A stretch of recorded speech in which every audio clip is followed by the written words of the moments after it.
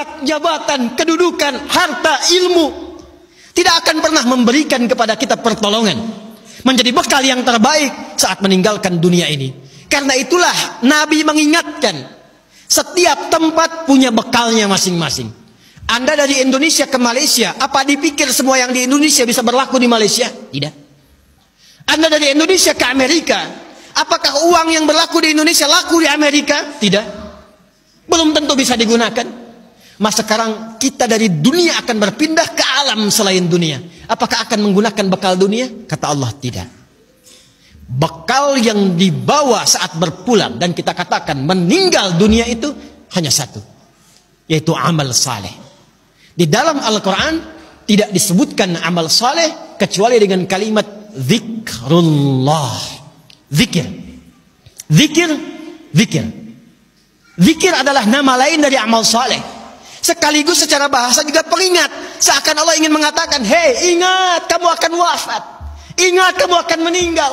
Sekarang pangkatnya tinggi, hartanya banyak, ilmunya luas. Saat pulang ingat, saat meninggal dibawa tidak itu.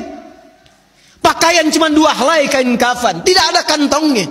Dibawa ke alam kubur dunia tidak ada yang ikut. Zikir, ingat. Eling, ingat kata Allah. Yang hanya bisa dibawa amal saleh. Karena itulah ketika Allah meminta kita menunaikan amal saleh, semua amalnya disebut dengan zikir.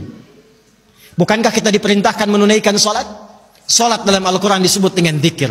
Quran surah ke-20 Taha di ayat ke-14. Innani anallahu la ilaha illa ana fa'budni wa aqimis salata li dzikri. Baca Quran, Quran disebut dengan zikir. Quran surah Al-Hijr di ayat yang ke-9. Inna nahnu nazzalna dzikra wa inna lahu lahafizun. Menghafal Quran disebut dengan zikir. Disebutkan 4 kali di surah Al-Qamar ayat 17, ayat 22, ayat 32, ayat 40. Wa laqad yassarnal Qur'ana lidzikri fahal mim muddakir. Doa itu amal saleh disebut dengan zikir. Quran surah ke-7 Al-A'raf ayat 205. Udzkur rabbaka fi nafsika tadarruan wa khifatan wa dunal jahri minal qaul. Anda setelah salat mengucapkan subhanallah, alhamdulillah, Allahu akbar, itu zikir. Quran surah ke-4 An-Nisa ayat 103. Fa idza qadaytumus salata fadhkurullah. Maka kata Allah, ingat, kalau sudah sampai akhir pekan itu, yang dihitung jangan cuma dunianya. Berapa ya harta yang dikumpulkan selama kerja ini? Di pasar berapa keuntungan yang diraih? Di kantor berapa omset yang didapatkan? Berapa pangkat yang sudah diletakkan di pundak itu? Berapa ilmu yang sudah diraih? Kata Allah, ingat saat meninggal apa bekal zikir yang telah kamu siapkan. Bahkan jangan-jangan sampai sekarang pun puluhan tahun kita hidup, untuk sholat pun belum mampu mengenal, mengetahui, memahami apa yang kita baca dalam sholat kita. Bahkan diberikan usia yang banyak pun, jangankan menghafal Quran, untuk baca pun masih belum punya waktu. Hadirin, anak-anak sekarang, kami katakan kepada Anda, saya membimbing anak-anak penghafal Quran. Ada yang matanya tak mampu melihat. Ada yang otaknya lumpuh. Usia 3 tahun, 4 tahun, menghafal Quran. Sampai hafal 30 juz. Dan ketika kami tanyakan kepada mereka, kenapa Anda menghafal Quran? Mereka katakan, untuk menjadi bekal ketika berjumpa dengan Allah subhanahu wa ta'ala. Ada seorang anak matanya buta. Orang katakan buta, kami katakan ditutup matanya oleh Allah supaya tidak memandang maksiat.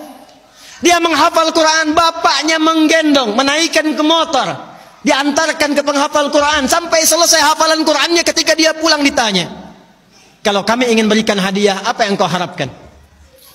Kata beliau, saya hanya ingin doa saja, supaya Allah meringankan hisab saya di hari kiamat. Saya ingin katakan, ya Allah, saya mengakui saya banyak berbuat dosa, maka mohon dengan Quran yang telah hamba hafalkan ini, kurangi hukuman kami ya Allah, ringankan hisab kami ya Allah. Anak kecil, matanya buta, belum baligh, belum berlaku hisab, menghafal Quran supaya minta hidupnya diringankan di hadapan Allah dari dosa-dosa yang mungkin dilakukan. Anda diberikan 40 tahun, 50 tahun, 60 tahun, kalau sampai detik ini mengharapkan surga Firdaus, tapi belum serius mencari bekal, maka dengan cara apa lagi dan berapa lama lagi Allah memberikan kesempatan kita untuk mendekat kepadanya?